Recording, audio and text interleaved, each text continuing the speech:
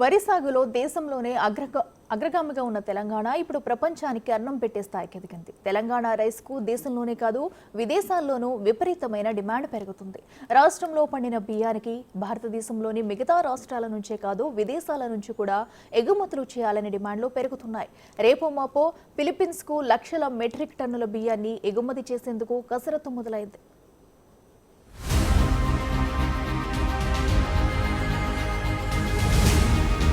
ఇప్పటి వరకు బీహార్, తమిళనాడు, కేరళ నుంచి మాత్రమే తెలంగాణ సోనా కావాలనే డిమాండ్లున్నాయి.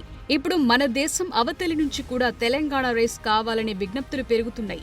మలేషియా, ఫిలిప్పీన్స్, ఇండోనేషియా, బంగ్లాదేశ్ సహా ఆసియాలోని మరికొన్ని దేశాల నుంచి కూడా తెలంగాణ బియ్యం కావాలనే డిమాండ్లొస్తున్నాయి. ఇప్పటికే food corporation of India Telangana రైతుల దగ్గర నుంచి సేకరించిన బియ్యాన్ని మిగతా రాష్ట్రాలకు రేషన్ బియ్యం కింద పంపిణీ చేస్తోంది. ఇప్పుడు రాష్ట్రానికి చెందిన సివిల్ సప్లైస్ కార్పొరేషన్ కూడా ఇక్కడ పండిన బియ్యాన్ని విదేశాలకు ఎగుమతి చేసేందుకు సంప్రదింపులు జరుపుతోంది. ఫిలిప్పీన్స్ సహా ఇతర దేశాలకు బియ్యాన్ని ఎగుమతి చేసేందుకు కసరత్తు చేస్తోంది. ఇప్పటికే దీనికి సంబంధించి తెలంగాణ సర్కార్కు భారత ప్రభుత్వం నుంచి అనుమతి కూడా వచ్చేసింది.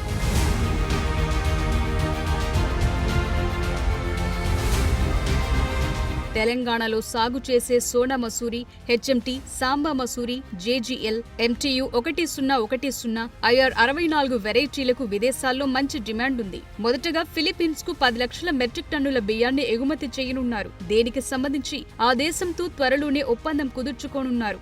అదేవిధంగా మిగతా దేశాలతోనూ బియ్యం ఎగుమతికి సంబంధించి చర్చలు జరుపుతున్నారు.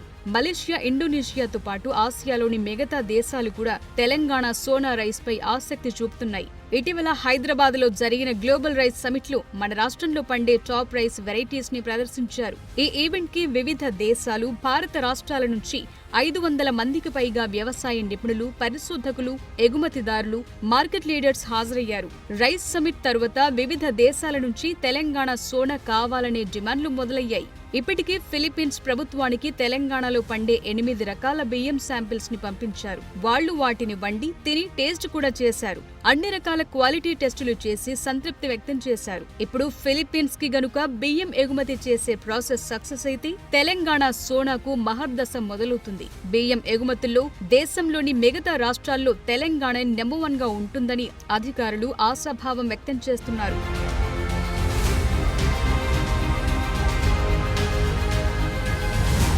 గతంలో తెలంగాణలో సన్నాలు, దొడ్డు రకం బియ్యం దాదాపు సమానంగా పండేవి. కానీ కాంగ్రెస్ ప్రభుత్వం సన్నాల సాగును పెంచేలా క్వింటాల్కు 500 బోనస్ ప్రకటించింది.